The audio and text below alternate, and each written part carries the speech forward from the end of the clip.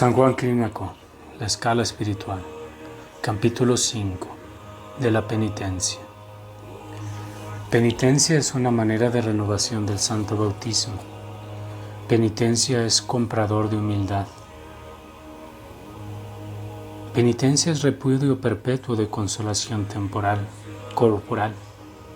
Penitencia es un corazón descuidado de sí mismo por el continuo cuidado de satisfacer a Dios, el cual siempre se está acusando y condenando.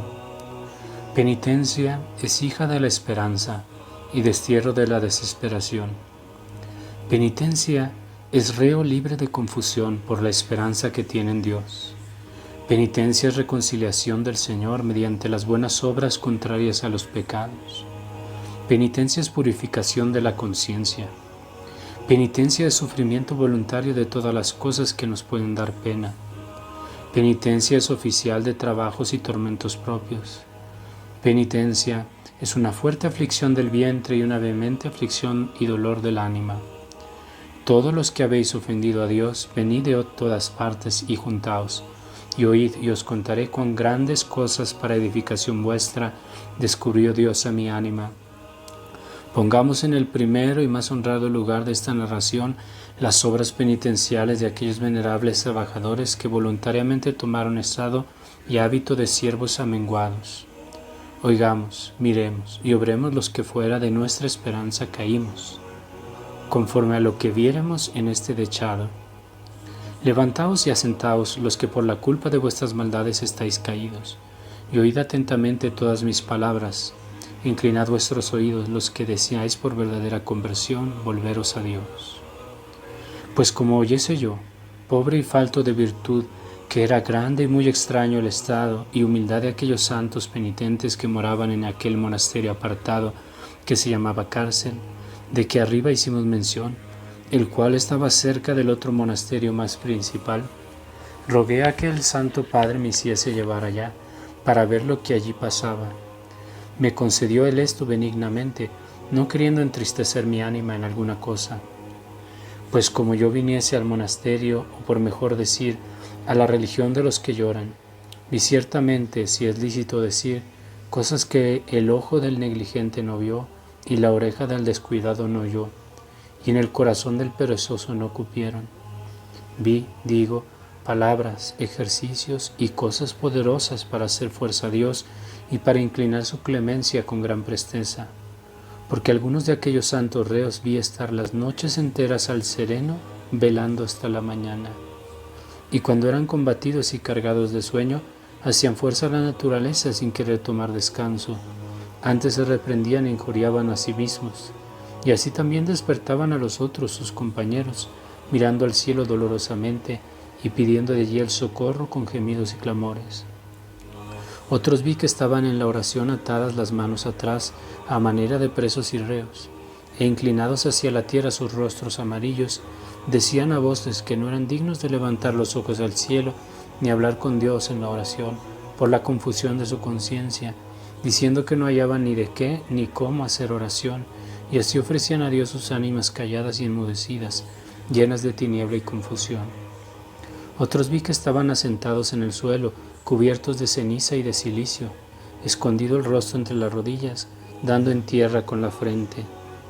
Otros vi estar siempre hiriéndose en los pechos, los cuales parecía que arrancaban el ánima del cuerpo con grandes suspiros. Entre estos había algunos que rociaban el suelo con lágrimas, y otros que miserablemente se lamentaban porque no las tenían. Muchos de ellos daban grandes alaridos sobre sus ánimas, como se suele hacer sobre los cuerpos de los muertos, no pudiendo sufrir la angustia de su espíritu. Otros había que bramaban en lo íntimo de su corazón, reteniendo dentro de sí el sonido de los gemidos, y algunas veces no pudiendo contenerse, súbitamente reventaban dando voces. Vi allí algunos que, en la figura del cuerpo y en los pensamientos y en las obras, parecía que estaban como alienados y atónitos, y hechos como mármoles por la grandeza del dolor, cubiertos de tinieblas y vueltos casi insensibles para todas las cosas de esta vida, los cuales habían ya sumido sus ánimas en el abismo de la humildad y secado las lágrimas de los ojos con el fuego de la tristeza. Otros vi estar allí asentados en tierra, tristes, abajados los ojos, y meneando muchas veces las cabezas, y arrancado gemidos y bramidos a manera de leones de lo íntimo de su corazón. Entre estos había algunos que, llenos de esperanza, buscando la perfecta remisión de sus pecados, hacían oración. Otros con una inefable humildad se tenían por indignos de perdón, diciendo que no eran bastantes para dar cuenta de sí a Dios. Unos sabía que pedían ser aquí atormentados porque en la otra vida yacen misericordia, y otros sabía que cargados y quebrantados con el peso de la conciencia, decían que les bastaría ser librados de los tormentos eternos, aunque no gozasen del reino de Dios si esto fuera posible. Vi allí muchas ánimas humildes y contritas y con el grande peso de la penitencia inclinadas y abajadas al suelo, las cuales hablaban y decían tales palabras a Dios que pudieran con ellas mover a compasión aún las mismas piedras, porque de esta manera, puesto los ojos en tierra, decían: sabemos muy bien, sabemos que de todos los tormentos y penas somos merecedores, y con mucha razón, porque no somos bastantes para satisfacer por la muchedumbre de nuestras deudas, aunque juntásemos todo el mundo que rogase por nosotros, y por tanto solo esto pedimos, solo esto oramos, por solo esto con toda la atención de nuestro ánimo, Señor, te suplicamos, que no nos arguyas en tu furor, ni nos castigues con tu ira, ni nos atormentes conforme a las justísimas leyes de tu juicio, sino más blanda y misericordiosamente. Porque ya nos contentaríamos con quedar libres de aquella espantosa y terrible amenaza tuya, y de aquellos tormentos ocultos y nunca vistos ni oídos, porque no osamos pedirte que del todo seamos libres de trabajos y penas. Porque con qué rostro o con qué ánimo nos atrevemos a esto, habiendo quebrantado nuestra profesión y ensuciándola después de aquel primero y misericordiosísimo perdón. Allí, por cierto, oh dulcísimos amigos, allí vierais las palabras de David puestas por vida, vierais unos hombres cargados de tribulaciones y miserias y encorvados continuamente, andar tristes todos los días, echando hedor de los cuerpos ya medio podridos, con el mal tratamiento que les hacían, los cuales, como vivían sin cuidado de su propia carne, a veces se olvidaban de comer su pan, y otras lo juntaban con ceniza y mezclaban el agua con gemidos. Los huesos se les habían pegado a la piel, y ellos se habían secado como heno. No oyerais entre ellos estas palabras, sino estas: ¡ay, miserable de mí, miserable de mí! Justamente, justamente, perdona, Señor, perdona, Señor. Y otros decían: apiádate, apiádate, Señor. Muchos de ellos vierais allí que tenían las lenguas sacadas afuera a manera de perros sedientos, otros que se estaban atormentando y quemando al resistidero del sol, y otros por el contrario que se afligían con muy recio frío. Otros había que gustaban un poquitico de agua por no secarse de sed, y con solo esto se contentaban sin beber todo lo que les era necesario. Otros asimismo comían un poquito de pan y arrojaban lo demás, diciendo que no eran merecedores de comer manjar de hombres, pues habían vivido como bestias. Entre tales ejercicios, ¿qué lugar podía tener allí la risa, o la palabra ociosa, o la ira, o el furor? Apenas había si entre los hombres había ira. En tanta manera el oficio de llorar había apagado en ellos la llama del furor. ¿Dónde está allí la porfía? ¿Dónde la alegría desordenada? ¿Dónde la vana confianza? ¿Dónde el regalo y cuidado del cuerpo? ¿Dónde siquiera un humo de vanagloria? ¿Dónde la esperanza de deleites? ¿Dónde la memoria del vino? ¿Dónde el comer de las frutas y el regalo de la olla cocida y el apetito y deleite de la gula? De todas estas cosas no había allí memoria ni esperanza. ¿Mas por ventura los congojaba el cuidado de alguna cosa terrena? ¿Mas por ventura entendían en juzgar allí los hechos de los hombres? ¿Mas por ventura entendían en juzgar allí los hechos de los hombres? Nada de esto hallaréis allí, sino todo su estudio era llamar al Señor, y solo la voz de la oración entre ellos se oía. Uno sabía que, hiriendo fuertemente los pechos como si ya estuvieran a las mismas puertas del cielo, decían al Señor: ábrenos, piadoso juez, la puerta, ábrenos, ya que nosotros con nuestros pecados la cerramos. Otro decía: muéstranos, Señor, tu rostro y seremos salvos. Otro decía: aparece, Señor, a estos pobrecillos que están en tinieblas de muerte. Otro decía: presto, Señor, seamos prevenidos con vuestras misericordias, porque estamos luz empobrecidos. Algunos otros decían: ¿por ventura el Señor tendrá por bien enviar su luz sobre nosotros? ¿Por ventura nuestra ánima ha llegado ya a acabar de pagar esta deuda intolerable? ¿Por ventura volverá el Señor otra vez a tener contentamientos de nosotros? ¿O lo oiremos alguna vez decir a los que están presos, salid libres, y a los que están asentados en el infierno de las tinieblas, recibid luz? Tenía la muerte siempre ante los ojos. Y unos a otros preguntaban y decían: ¿qué os parece que será, hermano? ¿Qué fin será el nuestro?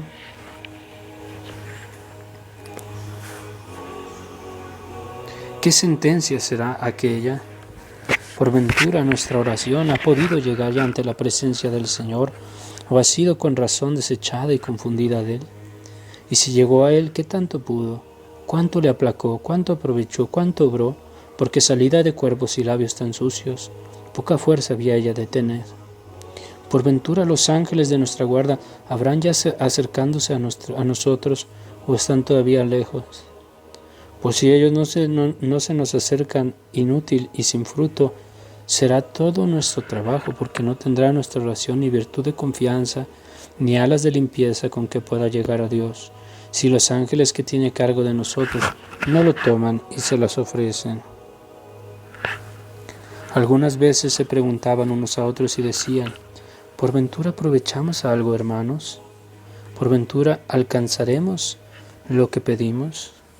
¿Por ventura nos recibirá el Señor y nos recogerá?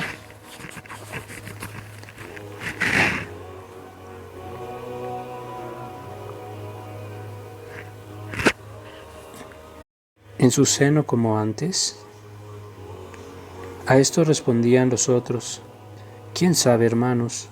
Como dijeron los ninivitas, si el Señor revocará su sentencia y alzará la mano de su azote de nosotros. Nosotros, a lo menos, no dejemos de hacer lo que es de nuestra parte. Si Él nos abriere la puerta, bien está, y si no, bendito sea el que justamente nos la cerró. Nosotros perseveremos llamando hasta el fin de nuestra vida, para que, vencido Él con nuestra perseverancia, nos abra la puerta de su misericordia, porque benigno es y misericordioso.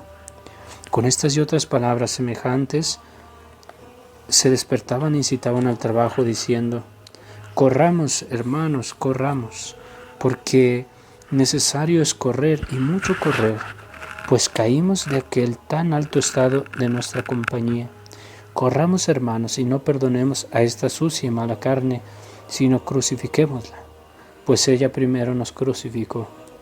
Esto es lo que aquellos bienaventurados decían y hacían. Tenían hechos callos en las rodillas del continuo uso de la oración.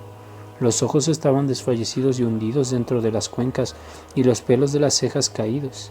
Las mejillas tenían envermejecidas y quemadas con el ardor de las lágrimas hervientes que por ellas corrían. Las caras estaban flacas y amarillas, y como de muertos. Los pechos tenían lastimados con los golpes que en ellos se daban. A algunos les salía la saliva de la boca mezclada con sangre. ¿Dónde estaba allí el regalo de la cama y la curiosidad de las vestiduras? Todo estaba roto y sucio y cubierto de piojos y pobreza. ¿Qué comparación hay entre estos trabajos y los de aquellos que son aquí atormentados de los demonios, o de aquellos que lloran sobre los muertos, o de los que viven en destierro, o la pena de los parricidas y malhechores? Todos estos tormentos que contra su voluntad padecen los hombres son muy pequeños, comparados con las penas voluntarias que estos santos padecían. Mas os pido, hermanos, que no tengáis por fabuloso esto que aquí decimos. Rogaban estos santos varones algunas veces a aquel gran juez, al pastor, del monasterio, que era un ángel entre hombres, que les mandase echar cadenas de hierro al cuello y en las manos, y los metiese de pies en un cepo, y no los sacase de allí hasta que los llevase a la sepultura. Mas cuando se llegaba ya la muerte era cosa terrible, y lástima era ver lo que allí pasaba, porque cuando veía a uno estar ya para expirar, mientras tenía el juicio entero, se ponían los otros alrededor de él llorando, y con un hábito y figura miserable y muy más tristes palabras meneaban las cabezas, y preguntaban al que partía diciéndole: ¿qué es eso, hermano? ¿Cómo se hace contigo? ¿Qué dices? ¿Qué esperas? ¿Qué sospechas? ¿Alcanzaste lo que con tanto trabajo buscabas? ¿Llegaste donde deseabas? ¿Has conseguido tu esperanza? ¿Tienes firme confianza en Dios o estás aún todavía vacilando? ¿Alcanzaste verdadera libertad de espíritu? ¿Sentiste por ventura alguna luz en tu corazón? ¿O estás aún todavía lleno de tinieblas y confusión? ¿Ha sonado en tus oídos aquella voz de alegría que pedía David? ¿O por ventura te parece que oyes la otra que dicen, vayan los pecadores al infierno? ¿O atado de pies y manos echad en las tinieblas exteriores? ¿O sed quitado el malo para que no vea la gloria de Dios? ¿Qué dices, hermano? Dinos, te rogamos, para que por este medio podamos conjeturar lo que nos está aparejado, porque tu plazo ya has llegado y nunca lo volverás más a recobrar, pero nuestra causa está pendiente. A esto respondían unos diciendo, bendito sea el Señor, que no permitió que cayésemos en los dientes de nuestros enemigos. Otros gimiendo decían, por ventura pasará nuestra ánima del agua intolerable y el encuentro de los espíritus de este aire, lo cual decían ellos considerando cuán incierto sea y cuán terrible y cuán para temer aquel divino juicio. Otros más tristemente respondían diciendo, ay de aquella ánima que no guardó su profesión entera y limpia, porque en esta hora entenderá lo que le está aparejado. Pues como yo viese y oyese estas cosas, poco faltó para no caer en alguna grande desesperación, poniendo los ojos en mi regalo y negligencia, y comparándola con la aflicción de aquellos santos, pues cuál era, si pensáis, la figura y manera del lugar donde estaban. Toda era oscura, hedionda, sucia y desgraciada, y finalmente tal merecía bien el nombre que tenía de cárcel. De manera que la figura sola del lugar era maestra de lágrimas y de perfecta penitencia a quien quisiera que la mirase. Mas sin duda las cosas que a otros parecían dificultosas e imposibles se hacen fáciles y agradables a los que se acuerdan de cómo cayeron de la virtud y riquezas espirituales que poseían. Porque el ánima que despojaba la primera vestidura de la caridad cayó de la esperanza que tenía de alcanzar aquella bienaventurada paz y tranquilidad y perdió el sello de la castidad y fue despojada de las riquezas de la gracia y de la divina consolación y quebrantó aquel asiento que con Dios tenía recapitulado y sacó aquella hermosísima fuente de lágrimas, la secó. Cuando se acuerda de tan grandes pérdidas como estas, es herida y compungida con tan extraño dolor que no solo recibe con toda alegría y esfuerzo esos trabajos que dijimos, mas aún procura crucificarse y despedazarse con la violencia de estos ejercicios si en ella queda alguna centella viva de verdadero temor y amor de Dios. Y tales eran por cierto las ánimas de estos bienaventurados, los cuales revolviendo en su corazón la alteza de la virtud y estado de donde habían caído, acordémonos, decían, de la felicidad de aquellos días antiguos y de aquel fervor de espíritu con que servíamos a Dios, y así clamaban al Señor diciendo, ¿dónde están aquellas antiguas misericordias tuyas, las cuales tan de verdad tuviste por bien mostrar a nuestras ánimas? Acuérdate, Señor, de la mengua y trabajo de tus siervos. Otro con el santo Job decía, ¿quién me pusiese ahora en aquel estado en que yo viví los primeros días, en los cuales me guardaba Dios, cuando resplandecía la candela de su luz sobre mi corazón, y con ella andaba yo entre tinieblas? De esta manera, trayendo a la memoria sus antiguas virtudes y ejercicios, lloraban como unos niños diciendo, ¿dónde está aquella pureza de oración? ¿Dónde aquella confianza con que iba acompañada? ¿Dónde aquellas dulces lágrimas que ahora se nos han vuelto en amargura? ¿Dónde la esperanza de aquella purísima y perfectísima castidad y de aquella beatísima quietud que esperábamos alcanzar? ¿Dónde aquella fe y lealtad para con nuestro pastor? ¿Dónde aquella oración que hacíamos tan eficaz y poderosa? Perecieron todas estas cosas y como si nunca fueran vistas desfallecieron. Y diciendo estas cosas con grandes lamentaciones y gemidos, unos rogaban al Señor que entregase sus cuerpos a todos los trabajos para que fuesen atormentados en esta vida, otros que les diese algunas grandes enfermedades, otros que los privase de la vista, de los ojos, y que quedasen hechos un espectáculo miserable a todos, otros que viniesen a hacer toda la vida contra hechos y mendigos, con tal de que fuesen librados de tormentos tal eternos. Prosigue la materia de la penitencia dando muchos documentos de ella. Yo, padres míos, no sé cómo me dejé estar muchos días entre aquellos santos penitentes y arrebatando, suspenso en la admiración de las cosas tan grandes, no me podía contener.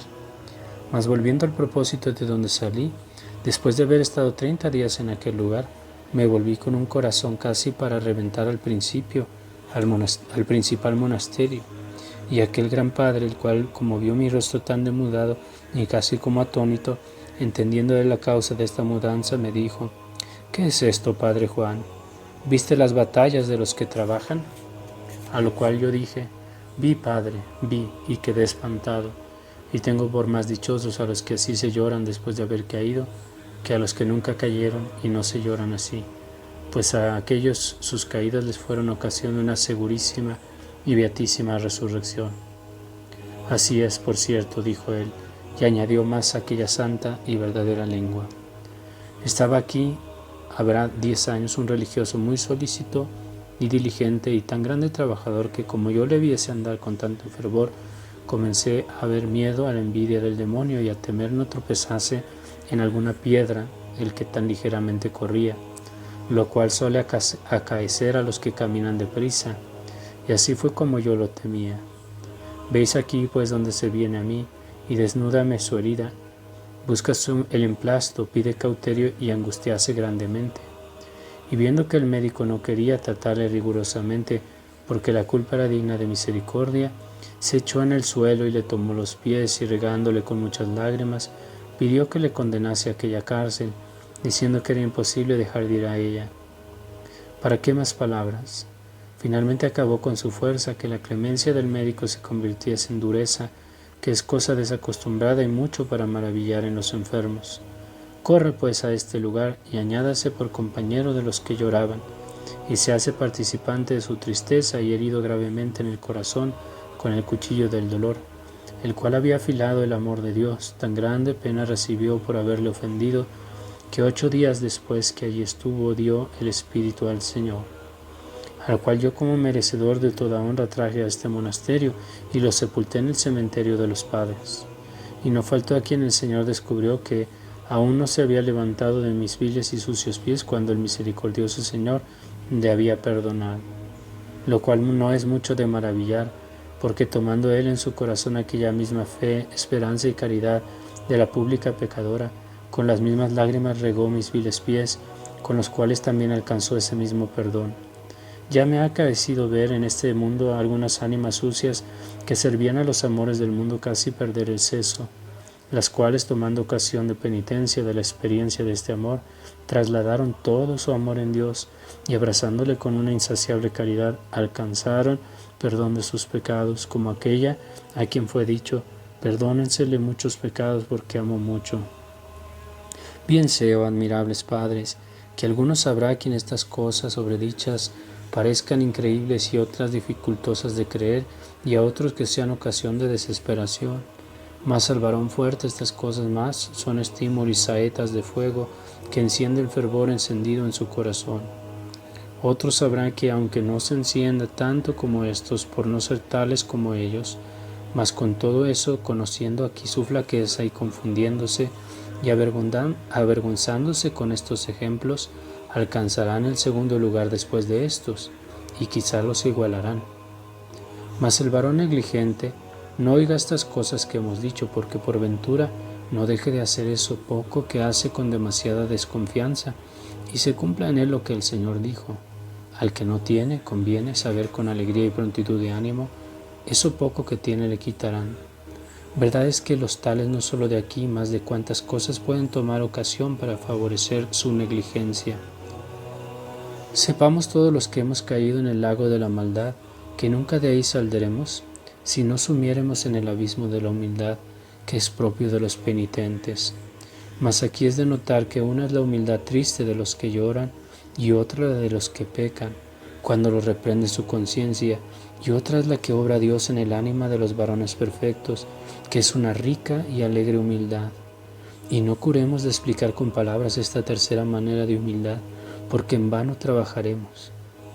Mas de la segunda manera de humildad suele ser indicio de sufrimiento, y la paciencia en las injurias. Algunas veces las lágrimas dan motivo a la presunción que nos tiene y tiraniza, y no es esto de maravillar por la ocasión que tienen este don, de las caídas de los hombres y de los juicios de Dios que en esta parte hay, nadie podrá dar entera razón, porque esta materia excede toda la facultad de nuestro entendimiento, porque algunas caídas vienen por negligencia nuestra, otras por desamparo de Dios, que con una maravillosa y sabia dispensación permite caer al hombre, como permitió caer al príncipe de los apóstoles, y otras hay también que vienen por castigo de Dios, merecido por nuestros pecados. Mas un padre me afirmó que las caídas que vienen por aquella piadosa providencia de Dios, en poco tiempo se restauran, porque no permitirá Él que perseveremos mucho tiempo en el mal que para nuestro provecho permitió. Todos los que caímos, trabajemos ante todas las cosas por resistir al espíritu de tristeza desordenada, porque ésta suele acudir al tiempo de la oración para impedirle, privándola de aquella nuestra primera confianza. No te turbéis si cada día caes y te levantas, sino persevera varonilmente, porque el ángel de la guarda tendrá respecto a esto y mirará tu paciencia. Cuando la llaga está fresca y corriendo sangre, fácil es el remedio, mas la que está ya vieja y casi afistulada, dificultosísimamente sana, y esto no sin trabajo, ni sin cauterio, hierro y fuego. Muchas llagas hay que el hombre hace incurables, mas a Dios ninguna cosa es imposible. Antes de la caída nos hacen los demonios a Dios muy piadoso, y después de ella muy duro y riguroso. No obedezcas al que después de la caída, haciendo tú penitencias y ocupándote en buenas obras, por pequeñas que sean, te dice que todo cuanto haces por razón de la culpa pasada es nada, porque muchas veces acaeció que algunos pequeños servicios y presentes bastaron para mitigar la ira grande del juez, y así las buenas obras, por pequeñas que sean, aplacan a Dios, especialmente cuando proceden de gran caridad y humildad de corazón. El que de verdad se aflige y castiga por sus pecados todos los días que no llora, tiene perdidos, aunque en ellos por ventura haga algunas buenas obras, porque su principal intento es hacer penitencia. Ninguno de los que se afligen con lágrimas de penitencia piense luego que estará seguro al fin de la vida, porque lo que está incierto nadie lo puede tener por cierto. Concédeme, Señor, dice el profeta, que sea yo refrigerado. Conviene saber, con el testimonio de la buena conciencia, antes de esta vida parta. Este testimonio está donde está el Espíritu Santo y donde está una profunda y perfecta humildad, de lo cual nadie puede tener cierta seguridad. Mas los que sin estas dos virtudes salen de esta vida no se engañan, porque todavía tienen que lastar. Los que sirven al mundo no mueren con esta consolación que los buenos tienen, mas algunos hay que, ejercitándose en limosna y obras de piedad, conocen el provecho de esto al fin de la jornada. El que entiende en llorar y hacer penitencia de sus pecados debe andar tan ocupado en este negocio que no tenga ojos para ver las lágrimas, ni las caídas, ni los negocios de otros. El perro que es mordido de alguna fiera suele embravecerse contra ella ferocísimamente con el dolor de la herida, y así suele el verdadero penitente embravecerse contra su propia carne y contra el demonio que le hirieron. Y de ahí suelen hacer el mal tratamiento y odio santo contra sí mismo. Miremos, no nos acaezca que el dejar de reprendernos la conciencia no proceda más de falsa confianza que de la propia inocencia. Uno de los grandes indicios que hay de estar sueltas ya las deudas es tenerse el hombre siempre por deudor. Ni por eso es razón desconfiar, porque ninguna cosa hay mayor ni igual a la misericordia de Dios, por lo cual con sus propias manos se mata al que desespera. También es señal de diligente y solícita penitencia si de verdad nos tuviéramos por merecedores de todas las tribulaciones que nos vinieren, así visibles como invisibles y de muchas más. Después que Moisés vio a Dios en la zarza, volvió a Egipto, que es las tinieblas del mundo, a entender en los ladrillos y obras de Faraón. Mas después de esto volvió a la zarza que había dejado, o mejor decir, al monte de Dios. Asimismo, aquel grande Job de rico se hizo pobre, mas después de empobrecido le fueron dobladas las riquezas. Quien entendiera el misterio que aquí está encerrado, nunca jamás desesperará. La caída de los que han sido negligentes después de su llamamiento, muy peligrosa es, porque enflaquece la esperanza de alcanzar aquella quietísima tranquilidad y paz que se halla en Dios, donde tiran todos nuestros intentos. Mas los tales, por muy bien librados se tendrían si se viesen salidos de la olla en que cayeron. Mira diligentemente y considera que no siempre volvemos al lugar de donde salimos por el camino que salimos, sino a veces por otro más corto. Vi yo dos religiosos que en un mismo tiempo y una misma manera caminaban, de los cuales el uno, aunque era viejo, trabajaba mucho, Mas el otro, que era un discípulo, llegó más presto que él, y entró primero en el monumento de la humildad, lo cual llamo monumento, porque por ella desea el verdadero humilde ser sepultado, aniquilado, y no conocido en los corazones de los hombres. Y la causa de haber llegado más presto fue porque eso que hacía con mayor fervor, pureza y diligencia. Guardémonos todos, y especialmente los que caímos, no vengamos a dar en el error de Orígenes, el cual dijo que el día del juicio nuestro Señor, por su misericordia, había de salvar no solo a los buenos, pero también a los malos. Es muy agradable, con el cual error derogó Orígenes no solo a la verdad divina, mas a la rectitud de su justicia. En mi meditación, o por hablar más claro, en mi penitencia, es razón que arda el fuego de la oración, el cual queme todo lo que fuera contrario. Finalmente, por concluir esta materia, si deseas hacer verdadera penitencia, séate ejemplo y dechado y forma de verdadera penitencia aquellos santos reos de que antes hicimos mención. Y esto te excusará el trabajo de leer muchos libros hasta que amanezca en tu casa la luz de Cristo, Hijo de Dios, el cual resucite tu ánima con la perfecta y estudiosa penitencia. Anotaciones sobre el capítulo precedente del venerable Padre Maestro Fray Luis de Granada.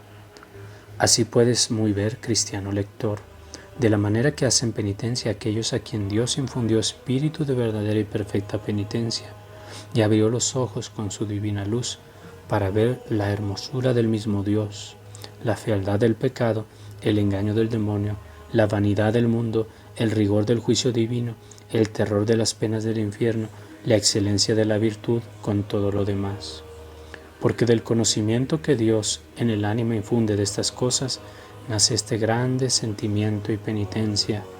Y aunque esto por una parte parezca increíble, considerada la flaqueza humana, por otra parte no lo es, considerada la virtud divina y el espíritu de la penitencia verdadera. Porque si la caridad pertenece realmente y con efecto a amar a Dios sobre lo que se puede amar y dolerse del pecado sobre todo lo que se puede doler, por perderse por él Dios, que así como es el mayor de los bienes, así perder a él es el mayor mal de los males. ¿Qué mucho es tener tan grande sentimiento por un tan grande mal como este es para quien conoce lo que es? Porque si vemos cada día los extremos que hacen algunas mujeres por muertes de sus maridos, y algunas madres por las de sus hijos, y otras por otras cosas, por las cuales vienen a caer en la cama, y aún a morir de pena, y a veces a matarse con sus propias manos, qué maravilla es que un ánima que con lumbre del cielo entiende cuánto mayor bien le era a Dios que todos estos bienes, y cuánto más perdió en perder este bien que en la pérdida de todos ellos, haga todos estos extremos, si así se puede llamar, por la pérdida de tan grande bien. Qué mucho es hacerse más por lo que es mejor y más amado, que por lo que tanto menos es y menos amado. Nuestra negligencia hace parecer increíble estas penitencias, porque de ellas, de suyo, no lo son. Por aquí también conocerás cuáles sean las penitencias que hacen hoy en día los cristianos, pues tan lejos están de parecerse con estas, ni en la fuerza del dolor, ni en el rigor de la satisfacción. Mas no por eso debe nadie desconfiar y desmayar de todo viendo esto, porque los santos en todas las cosas fueron extremados y aventajados a todos los otros hombres, así en la alteza de la vida como en la perfección de la penitencia, por donde así como no desmayamos leyendo sus vidas, así tampoco lo debemos hacer leyendo sus penitencias, porque así como no estamos obligados de necesidad a imitarlos en la perfección de lo uno, así tampoco en la del otro. Mas con todo esto utilísimamente se nos proponen sus ejemplos y vidas y el rigor de sus penitencias para tres efectos muy principales. El primero, para que por aquí veamos la virtud de la gracia que en sujetos tan flacos obró tan grandes maravillas, y que así también la obraría en nosotros si nos dispusiéramos a ello. El segundo, para que nos encendamos y despertemos a hacer algo de lo que en ellos vemos, pues aunque seamos flacos y para poco no nos faltará el mismo favor ni el mismo Señor que a ellos no faltó. El tercero, para que ya que no llegamos a esto, a lo menos siquiera nos confundamos, humillemos y avergoncemos de ver lo que somos y lo que hacemos, comparado con lo que ellos hicieron, lo cual consideración destierra de nuestra ánima toda vana hinchazón y soberbia, y acarrea la humildad, fundamento de todas las virtudes, el cual provecho es tan grande que le falta poco para llegar al segundo, como en este mismo capítulo está dicho.